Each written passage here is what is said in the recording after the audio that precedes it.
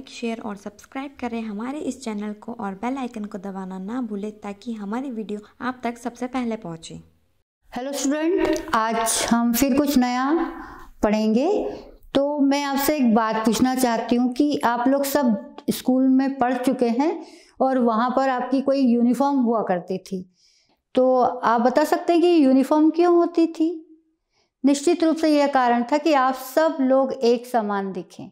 एक समान दिखने का मतलब इससे, इस यूनिफॉर्म को पहनने से, अगर आप गरीब हैं या अमीर, आप किसी जाति या भाषा या वंश के हैं, तो इसका पता नहीं लगता होगा।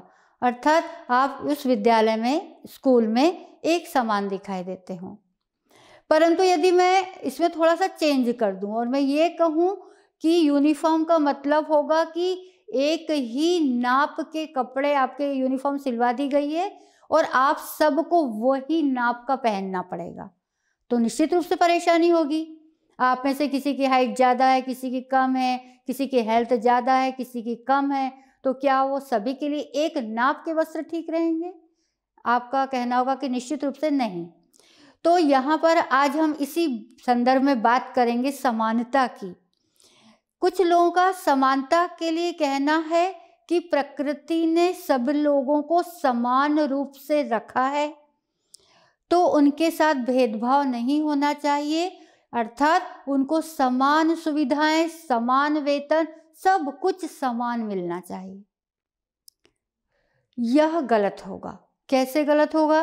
कि यदि मान लीजिए यह बात को हम ध्यान में रखकर इसे लागू कर दें, तो इसका अर्थ तो यह होगा कि एक ईंट ढोने वाले व्यक्ति और एक डॉक्टर या वैज्ञानिक या गणितज्ञ, दोनों का वेतन समान हो।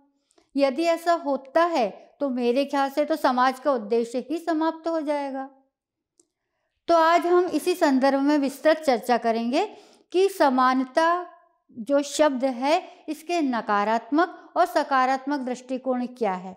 तो नकारात्मक दृष्टिकोण तो आपको समझ आ ही गया कि समानता को इस संदर्भ में देखा जाए कि सभी लोग प्रकृति प्रदत्त हैं, अर्थात प्रकृति में समान रूप से उत्पन्न हुए हैं, पैदा हुए हैं, तो उन सबको समान रूप से सुविधाएं देनी चाहिए, जो कि आर्थिक, सामाजिक, सांस्कृतिक वगैरह सभी हो। यह नकारात्मक पहलू होगा, क्योंकि निश्चित रूप से प्रकृति ने समान रूप से व्यक्तियों को उत्पन्न किया है, परंतु यदि देखा जाए तो बौद्धिक रूप से, शारीरिक रूप से यदि उनका देखा जाए तो पराक्रम हो, बुद्धि हो यानी बुद्धि लब्धि हो, और उनकी सृजनात्मकता हो, समाज सेवा की उनके मन में भावना हो, तो इन सब में सभी लोग अलग अलग रूप में होते हैं। तो यदि इनके साथ समान व्यवहार किया जाए तो यह निश्चित रूप से अनुचित होगा। तो जिन लोगों का यह मानना है कि प्रकृति प्रदत्त लोगों को समान सुविधाएं दी जाए, तो यह तो गलत होगा और यह इसका नकारात्मक पहलू है।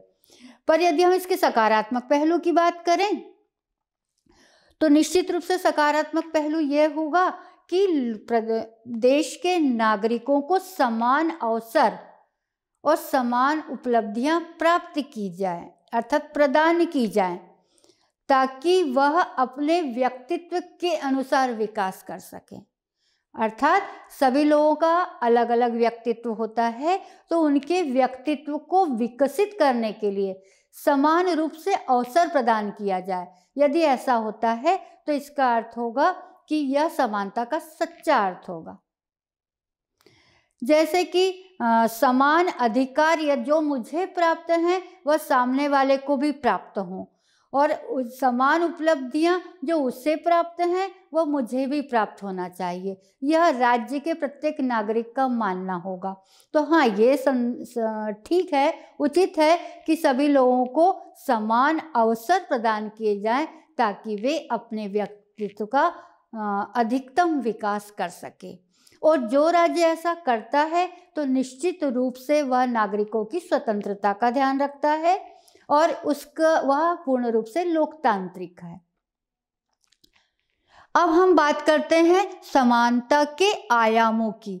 तो समानता के आयामों को कुछ भागों में बांटा गया है और इसमें मैं पहला भाग लेती हूँ, प्राकृतिक समानता।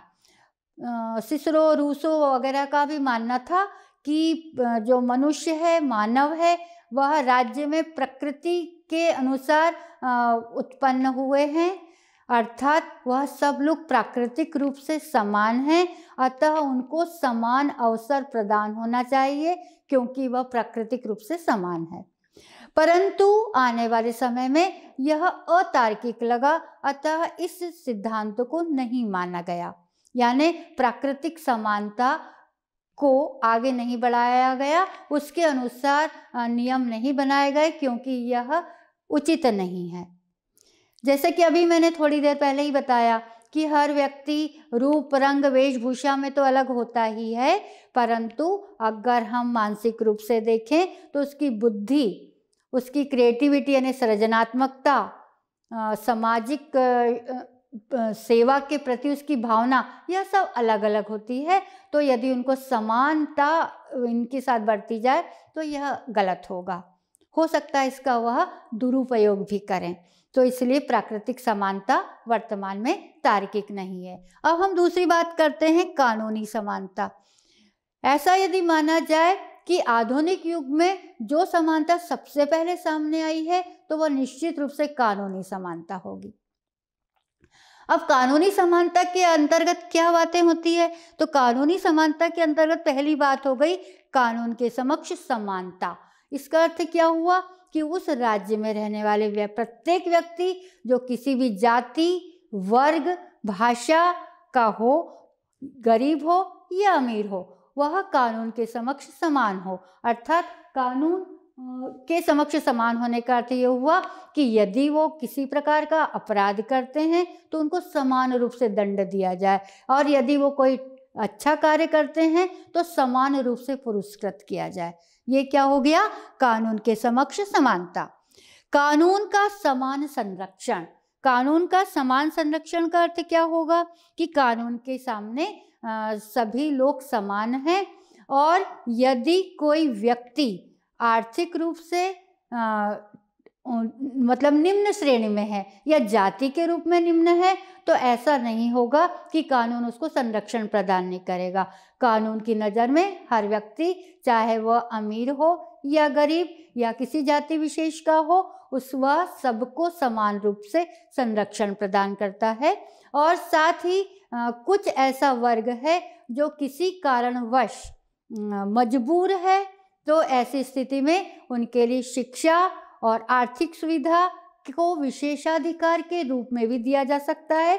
इस प्रकार सभी व्यक्तियों को कानूनी संरक्षण प्राप्त है। प्रत्येक व्यक्ति अपने रोजगार और अपने परिवार के लिए कानून का संरक्षण ले सकता है, अर्थात वह सुरक्षित रह सकता है। तीसरा है कि कर्तव्यों के प्रसंग में निश्चित रूप से अगर आप नागरिक हो, आपको समानता से सारे अधिकार प्राप्त हैं, तो आपका कर्तव्य का पक्ष भी उतना ही सुदृढ़ है। अर्थात आप किसी भी वर्ग के हों, आप कर्तव्यों के मामले में पीछे नहीं हट सकते। अर्थात किसी एक वर्ग को कर्तव्य में छूट नहीं दी जा सकती। अर्थात समस्त नागरिकों को समान रूप से कर्तव्यों का पालन करना है। तो यह क्या हो गया? कर्तव्यों के प्रसंग में समानता। अब आया करों के निर्धारण में समानता। तो राज्य का आय प्राप्त करने के लिए, विभिन्न कार्यों को संपन्न करने के लिए करों की आवश्यकता है। अतः समान रूप से समस्त नागरिकों पर करों का बंधन लगाया जा सकता है, परंतु कर वसूलने में यह भेदभाव हो सकता है कि अमीरों से अधिक कर लिया जाए और गरीबों से कम कर लिया जाए, परंतु कर का प्रावधान सभी लोगों पर समान रूप से है। तो ये क्या हो गया? करों के रूप में, करों के निर्धारण में समानता। विवेक संगत आधार पर भेदभाव मान्य।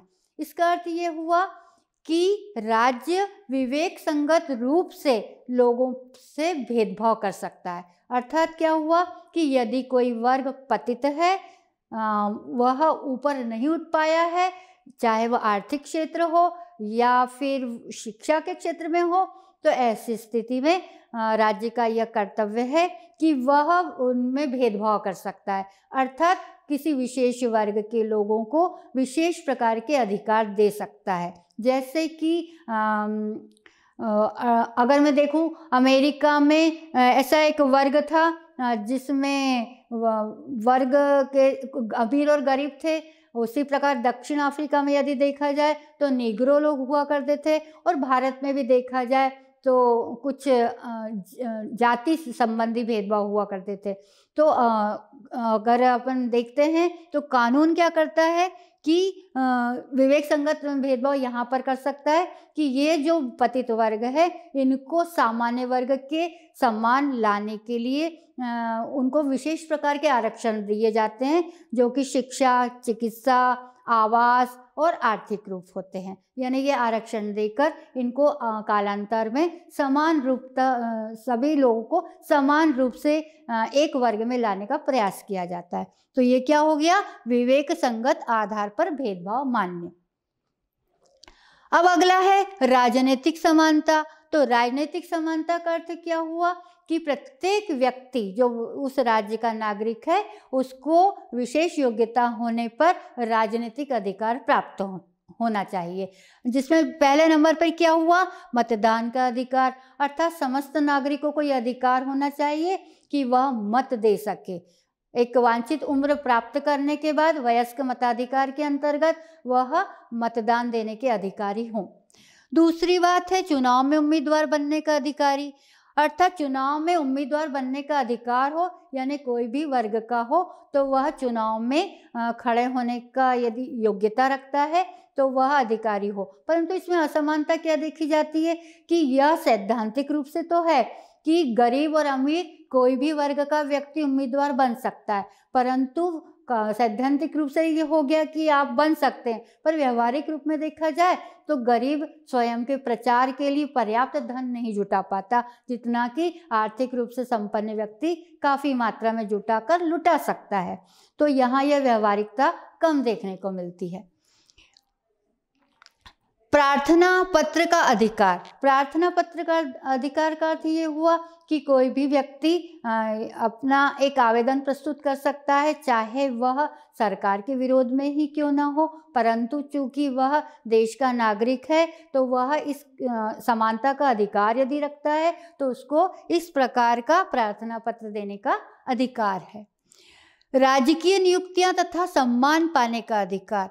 प्रत्येक नागरिक को राजकीय नियुक्तियां और सम्मान पाने का अधिकार है यदि वह इसके योग्य है, यदि उन्होंने पर्याप्त शिक्षा प्राप्त कर ली है और इस प्रकार के कार्य किए हैं जिनके कारण उनको पुरस्कृत किया जा सकता है, तो चाहे वह किसी भी जाति वर्ग विशेष के हों और उनको यह अधिकार है कि वह इस प्रकार के संबंधित पुरस्कार प्राप्त कर सकते हैं। विचारों की अभिव्यक्ति तथा दलीय संगठन बनाने का अधिकार। इसमें दो बात है कि विचार की अभिव्यक्ति का अधिकार है, अर्थात ये समानता है कि किसी भी वर्ग विशेष का व्यक्ति हो वह अपने विचारों को व्यक्त करने के लिए स्वतंत्र है, यदि वे विचार इस प्रकार के न हो कि वह किसी प्रकार का विवाद खड़ा कर दे। अगर ऐसा नहीं है तो किसी भी वर्ग विशेष के लोगों को अपने विचार अभिव्यक्ति का पूर्ण अधिकार प्राप्त होता है, या इसमें वह हर वर्ग एक समान होता है। और दलीय संगठन बनाने का अधिकार, यह किसी भी प्रकार के दलों का यदि राजनीतिक दल बनाना चाहते हैं तो वे बना सकते हैं यदि इसके वे योग्य होते हैं। अब हम अगला देखते हैं आर्थिक समानता। तो आर्थिक समानता अन्य जितने भी प्रकार की समानता है उनका मूल यानी जड़, मेन पॉइंट यही है। जहाँ आर्थिक विषमता हुई कि विभिन्न प्रकार के विवाद खड़े हो जाते हैं। तो आर्थिक समानता का अर्थ क्या हुआ? इसका अर्थ ये तो नहीं है कि हर व्यक्ति को समान वेतन दिया जाए चाहे वो कोई भी कार्य कर रहा है। यह तो बिल्कुल भेदभावपूर्ण होगा, गलत होगा, क्योंकि आप लोग जानते ही हैं कि समान कार्य है तो समान वेतन दिया जाए, और यदि असमान कार्य है तो उनके कार्यों के अनुरूप वेतन दिया जाए। पर हाँ, यह बात है कि सामाजिक विषमता जो आर्थिक रूप से है उसको दूर करने का प्रयास किया जाए। ऐसा ना हो कि समाज का एक वर्ग बहुत अधिक धनवान हो जाए और दूसरा वर्ग अत्यंत निर्बल और गरीब होता जाए। हाँ, ये जरूरी है कि हर व्यक्ति को अपने जीवन की जो आवश्यकता है, कौन सी आवश्यकता, रोटी, कपड़ा, मकान, शिक्षा, स्वास्थ्य, ये सारे जीवन के लायक अगर पर्याप्त रूप से उपलब्ध हो जाएं, तभी अन्य वर्गों को अपने विलासिता के कार्यों को पूर्ण करने के अधिकार प्राप्त होना चाहिए। अब इसमें हम ये देखते हैं कि समान व्यक्ति को समान यदि योग्यता है और समान कार्य है तो समान वेतन होना चाहिए। और यह किसके संदर्भ में बात कर रही हूँ कि स्त्री और पुरुष यदि दोनों का समान कार्य है तो उनको समान वेतन दिया जाए, इसमें असमानता नहीं होना चाहिए, अर्थात भेदभाव नहीं होना चाहिए। और महिला, बच्चा और वृद्ध होने के कारण उनका शोषण नहीं किया जाना चाहिए, अर्थात यहाँ समानता होनी चाहिए कि समाज के प्रत्येक वर्ग के साथ इस क्षेत्र में समान व्यवहार किया जाएगा। सभी व्यक्तियों को पर्याप्त मजदूरी दी जाए जो श्रमिक हैं, क्योंकि एक श्रमिक केवल वेतन नहीं प्राप्त करता बल्कि वह समाज में उत्पादन में निरीक्षण का कार्य भी करता है और उसका ये हक बनता है। अतः इस सम्मानजनक रूप से उसको श्रम प्रदान किया जाए। और यदि राष्ट्र की संपत्ति जो उत्पादन का एक हिस्सा होती है तो उसके क्षेत्र में वह केवल कुछ व्यक्तियों के हाथ में ही केंद्रित ना हो, यानी उत्पादन कार्य केवल कुछ व्यक्तियों के हाथ में यदि केंद्रित होगा तो निश्चित रूप से वे अन्य वर्गों का शोषण करेंगे और जिससे समाज में घोर असमानता होगी, जो कि आर्थिक भी होगी, सामाजिक भी होगी, राजनीतिक भी होगी, हर प्रकार से होगी, और जो निश्चित रूप से उस राज्य के विकास का एक बहुत बड़ा अवरोध होगा। तो आर्थिक समानता के संदर्भ में यह बात अवश्य नोट की जाए कि हर व्यक्ति को सम्मानजनक रूप से वेतन प्राप्त हो। यदि वह बीमार है, अस्वस्थ है, तो उसको स्वास्थ्य सुविधा दी जाए और अवकाश के क्षण भी दिए जाएं, अर्थात उनको अवकाश भी दिया जाए। यह सारी बातें यदि लागू की जाती है तो निश्चित रूप से यह आर्थिक समानता सिद्ध होगी और राज्य का विकास हो सकेगा। और अंतिम है सामाजिक समानता। सामाजिक समानता का अर्थ क्या हुआ कि विशेष रूप से भारतीय संदर्भ में यदि देखा जाए तो हमारे राज्य या देश में सामाजिक रूप से काफ़ी असमानता देखने को मिलती है। इसका उदाहरण क्या हुआ कि जैसे वंश, धर्म और जाति के आधार पर भेदभाव किया जाता है कि इस वंश, जाति या धर्म के लोगों का समाज नीचा होगा या ना स्तर नीचा है तो इन्हें उठने न दिया जाए, अर्थात यह किसी भी महत्वपूर्ण कार्य जो चाहे राजनीतिक हो या आर्थिक हो या सामाजिक हो उनको ये प्राप्त नहीं कर सकते। तो अगर इस प्रकार का कार्य किया जाता है तो इसका अर्थ होगा कि उस समाज में सामाजिक असमानता है। तो सामाजिक असमानता को दूर करना बहुत ज़रूरी है, अर्थात समस्त वर्गों को स्वतंत्रता पूर्वक अपने व्यक्तित्व का विकास करने दिया जाना चाहिए। यदि ऐसा नहीं होगा तो निश्चित रूप से असंतोष आंदोलन को उत्पन्न करेगा, जो कि उस राज्य के समस्त प्रकार के तंत्रों, जो राजनीतिक हो, सामाजिक हो, आर्थिक हो, सारे तंत्रों को बिगाड़ के रख देगा। अतः सामाजिक तंत्र या सामाजिक समानता बहुत आवश्यक है। ऐसी स्थिति में स्त्री पुरुषों के समान अधिकार होने चाहिए। स्त्री, पुरुष और बच्चों, वृद्धों सबका समान रूप से ख्याल रखा जाना चाहिए। यदि ऐसा है तो सामाजिक समानता स्थापित हो सकती है। अब हम देखते हैं स्वतंत्रता और समानता में संबंध। कई लोगों का मानना है कि स्वतंत्रता और समानता एक दूसरे के विरोधी हैं। वो किस संदर्भ में बात करते हैं? जैसे कि मैंने आपको पहले बताया था कि सभी लोग समान रूप से कार्य करने को स्वतंत्र हैं और सभी लोगों को समान रूप से वेतन दिया जाए। स्वतंत्रता सब लोगों को काम करने की है और वो कोई भी कार्य करें, यदि उनको समान रूप से वेतन दिया जाए तो इसका अर्थ होगा कि स्वतंत्रता से वह समानता को प्राप्त कर रहे हैं। परंतु यह गलत है, अर्थात समान कार्य करने पर समान वेतन दिया जाए ये तो बिल्कुल ठीक है, परंतु यदि उनके कार्य अलग अलग हैं तो समान वेतन देना गलत होगा। अर्थात वह सामाजिक उद्देश्यों को प्राप्त करने में अनुपलब्ध रहेगा और अपूर्ण रहेगा। तो इसलिए स्वतंत्रता और समानता विरोधी नहीं हो सकते। अब बात आती है स्वतंत्रता और समानता में क्या संबंध है। तो यह कहा जा सकता है कि यदि राजनीतिक समानता नहीं होगी तो व्यक्तियों को कोई स्वतंत्रता प्राप्त नहीं होगी, अर्थात वो अपने विचार ही नहीं रख पाएंगे।